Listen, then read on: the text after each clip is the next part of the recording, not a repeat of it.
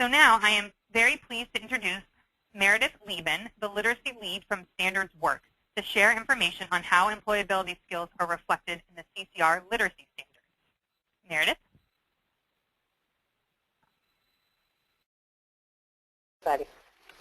Hi, everybody, and thank you. Questions, we didn't really talk about questions, but you are more than welcome to type in questions during, while I'm talking, as they occur to you, and we will address them at the end. If I can, and I can process them while I'm talking, I'll stop and address them as we go. So what I'm going to try to make the case for is sort of the pragmatic and practical elements of the CCR and even the CCSS that it derived from. So if I could have the next slide. I just want to give people a chance to read this quote, which is from page 2 of the CCR, the introduction.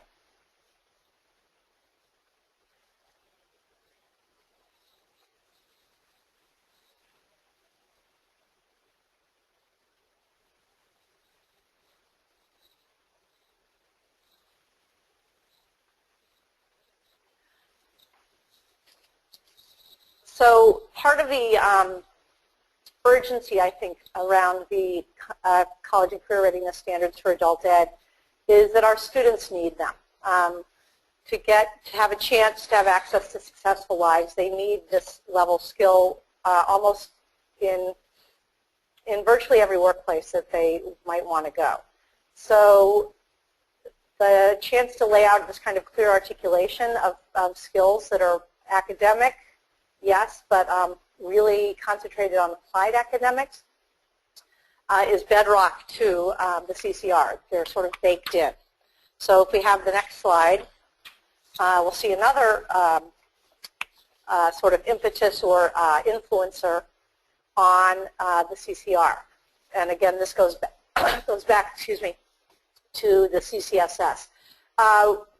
Before the standards were authorized to begin getting written, both the CCSS and then the shift to the CCR, the taking the most practical and helpful ones of those at every level.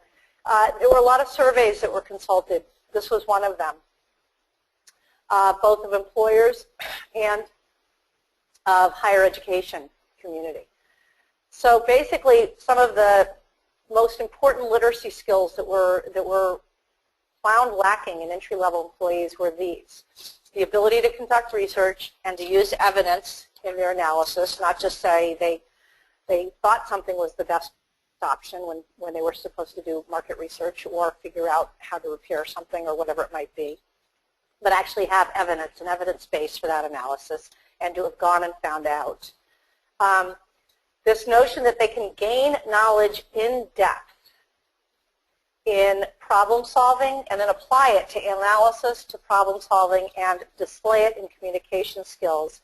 And then the third was that anything they learned could be applied in real-world settings. So these were part of the things that employers desperately said they needed and were not getting from their entry-level workers. And this came from a Hart Research Associate study, and it was actually just published in 2013. So it was post the writing, but I think it speaks to the need for the CCR standards and for us to pay attention to these findings of the connection to employability and what's contained in the CCR. So next slide. Another piece of research. So this is from the 2012 American College Testing Service National Curriculum Survey. They've been doing this for 30 years. I went back and looked carefully at the 2009, which was the first one before this. And sadly, this gap is fairly persistent. Now again, so here's what's going on. When they go to high school English teachers, and they ask them, are your students doing well? Are they going to graduate ready for us, ready for college-level work or career entry-level work? Every 89%, it hovers around there, say yes, they're in great shape. But the people that receive them 3 months later, only about a quarter of them feel that their students are well prepared for first-year college-bearing courses. in their subject area. And this is practical sciences, social sciences, physical sciences, all kinds of things. So these have been persistent for about 30 years. So this too, and the surveys that came before this were part of what I think the governors and the school chiefs in the various state ed departments were paying a lot of attention to. So this is the basis. If we go to the next slide, we'll look at the standards themselves. So the question here is, how do the standards have a reflection on employability skills? There are three what we call the key advances or shifts in the CCR. One of them is this emphasis on reading more informational text and text of a complexity that reflects the workplace in higher ed. So that is the emphasis on text complexity, which for the first time in any set of standards is actually a standard. This notion that all students need to have access to appropriately complex text that will put them on a ladder to career readiness. The second one is this notion of evidence, which we saw is really baked into what everybody says they need, either in higher ed or in the workplace. This gathering, evaluating, and presenting evidence. We'll see in the slides to follow how much that is reflected in the employability skills framework.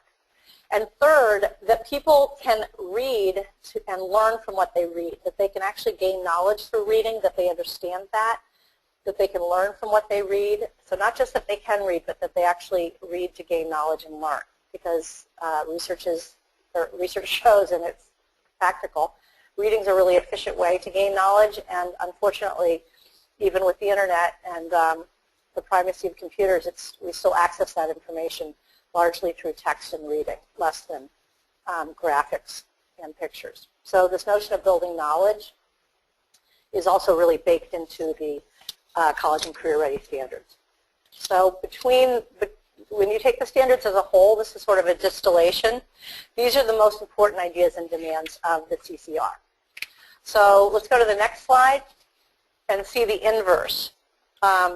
So starting with the, so go to the, next slide. Thank you. So how do the employability skills frameworks align with the CCR? So this is looking at it from the other side of the house. These are all lifted from the employability skills framework, including that front quote.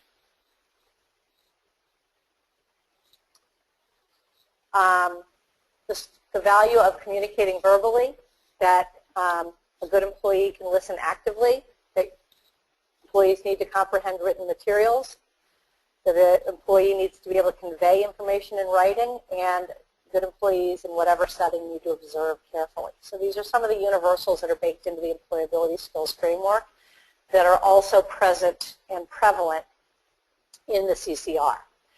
One of the things that is important to note that with the CCR, as opposed to standards that came before them, if any, is that speaking and listening and language standards were adopted along with the reading and writing standards. So there was a lot of debate on the task force that looked at the CCSS and decided what to bring over to the college and career readiness standards for adults. But because of the data I presented earlier, the clear requests and demands and statements of need from employers, and paying attention to things like the employability skills framework, the committee was universal in agreeing that listening and speaking and language skills had to be part of these standards. And that has obvious implications for adult education settings, very much. But it's also the best way to support reading for students. So if we go to the next slide, we'll get a little bit more specific. And we'll actually look at some verbs.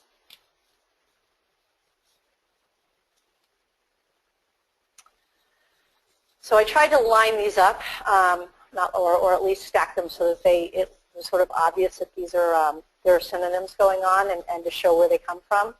So I'm going to read the full standards from the CCR. Reading Anchor Standard 7.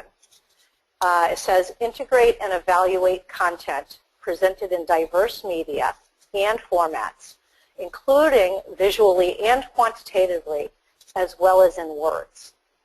So that notion of integrating and evaluating shows up on the information use skills side of the bar down lower, analyzes information and organizes information.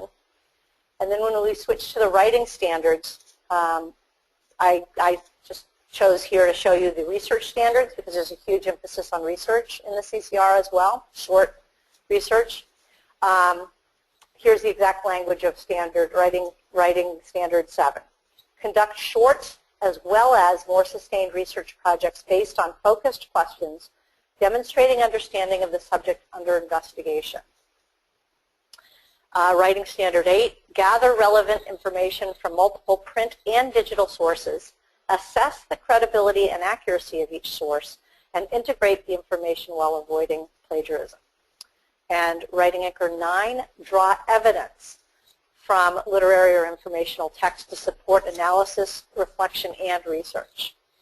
And then in parentheses with that standard, apply this standard to texts of appropriate complexity as outlined by Reading Standard 10. So when you write, you are expected frequently to write from sources, and that too is very much a readability, employability skill. You have to locate information in a graphic or in text. That is sort of the understanding of the right-hand column. So there is this tight weave between the CCR and the employability skills framework that I believe is also going to show up with the revisions to the educational functioning levels. The employability skills framework is being reflected there along with the CCR. So that is coming soon, that work. But this exact same analysis was done for the revisions of the educational functioning levels that are coming out post-CCR. So that's another interesting crossover that's coming soon. So the next slide, we're going to bear down on those 3 advances I talked about. So this is text complexity. So the question here is, how does the key advance of text complexity reflect employability skills? So that's going to be my question with text complexity, with that emphasis on evidence and that emphasis on building knowledge from what you read. So I'll show you that. You can look at the framework here. Think critically. Think to yourself for a minute, what do you think critically about? It has to be about something. And same thing, thinking creatively about what? Making sound decisions about what? There has to be a content to this. And unfortunately, the content in any kind of job setting tends to be complex. So research into text complexity, why this is such a big deal. The most recent research is a study by a guy named Williamson in 2006, and then a group after the standards, Nelson et al. In 2012, that the complexity demands of items such as this, tree arborist guides, cosmetology textbooks and training materials, diesel technology trade books, Army training manuals are all equivalent to textbooks used in 100-level general courses in college, such as microbiology or introduction to psychology. So here's the bad news about that. It's great that career and entry-level jobs are demanding, I guess, but here's the bad news for us and why text complexity is such a big deal. Those texts all measure in terms of lexiles as the equivalent of about 4 years higher than current ASE 2 course materials, or the equivalent high school junior and senior year course materials that are commonly used. So we are graduating students who then go out and have to scramble to make up roughly a 4-year gap in text complexity. So that is why it's been baked into the CCR as critical component, and it is, I would argue from this slide, that the framework implicitly, if students are supposed to be able to do these things and think creatively about the kinds of texts they're reading when they hit the workplace, we better expose them to those texts while they're with us. Next slide, please.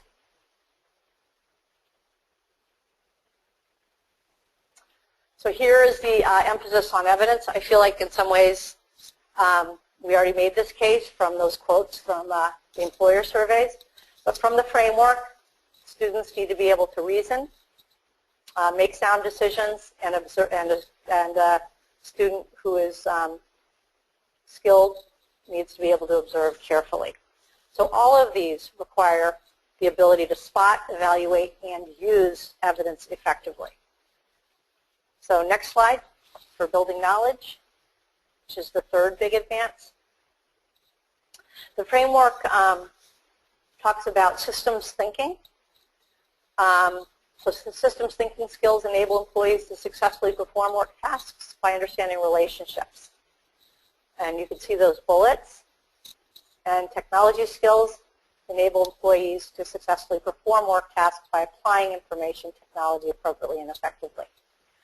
So while this may not seem at first directly connected to building and utilizing knowledge, think for a moment what it takes to do this kind of applied systems thinking.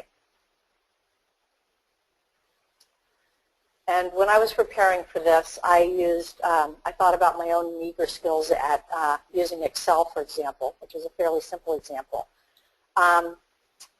You do have to have a lot of knowledge to use even a program like Excel with its sort of generous help components effectively.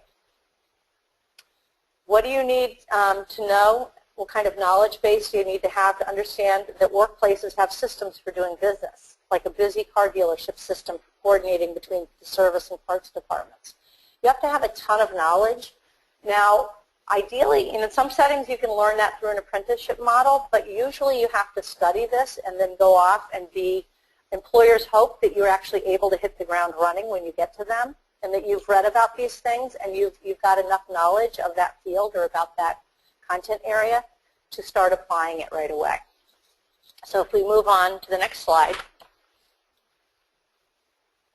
I want to focus now on the speaking and listening standards, which I think are a critical component to helping students achieve the reading and writing facility that we need, so that it's a real bonus that they're in there because it can scaffold and support student learning in a way that ESL instructors and ELL instructors have known for decades. We can learn from them. But in and of themselves, they are critical for employability skills. They are the stuff worth learning. So I did some verb work here, or some phrases. Here are the CCR, the Speaking Listening Standard 1, prepare for and participate effectively in a range of conversations and collaborations with diverse partners, all sorts of people. And over on the employability framework, you're supposed to be able to respect individual differences while listening actively and communicating verbally. You're supposed to have interpersonal skills. Over on the CCR side, you're supposed to be able to build on others' ideas and while expressing your own clearly and persuasively. Speaking Listening Standard 6, you are supposed to be able to know when to adapt speech to a variety of contexts.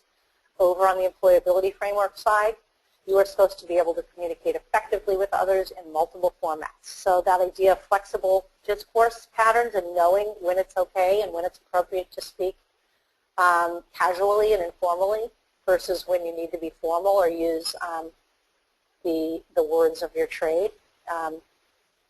Those are really, really important skills that are valued both by the CCR and by the Employability Skills Framework. And the final slide, I wanted to look at the language standards.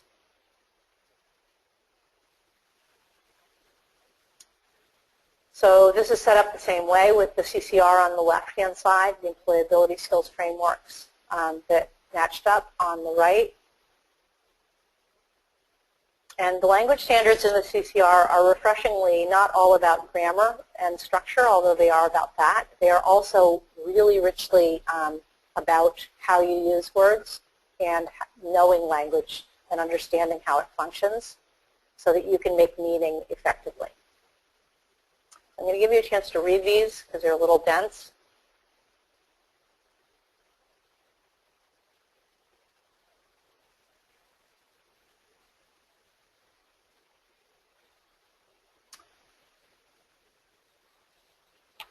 But the CCR, as you can see, this notion of working independently is filtered through Anchor 6, Language Anchor 6. It's actually, this notion of independence is actually built into the reading standards as well, that students be able to learn to do things independently, of course, is the goal. Our students desperately want that as quickly as we can possibly help them achieve it, and so that they can go out and be the employees and have the lives, as I said, that they aspire to for themselves. So this is a really quick snapshot, but I hope I've made the case that practical employability considerations and what it is to be a functioning citizen and a functioning employee and a functioning thinker and user of language, those things were really designed into the College and Career Ready Standards, and they're very thoughtfully present in the Employability Skills Framework as well in a way that meshes. So it obviously has implications for what we need to do in the classroom with our students. So it's kind of nice when you can achieve two goals with one set of tasks if we design tasks thoughtfully. So that sort of becomes the work of the instructors, how to figure out how to be efficient in designing tasks so these things can happen for our students. I'm turning it over now to my colleague to do the math analog for the CCR. So thank you very much.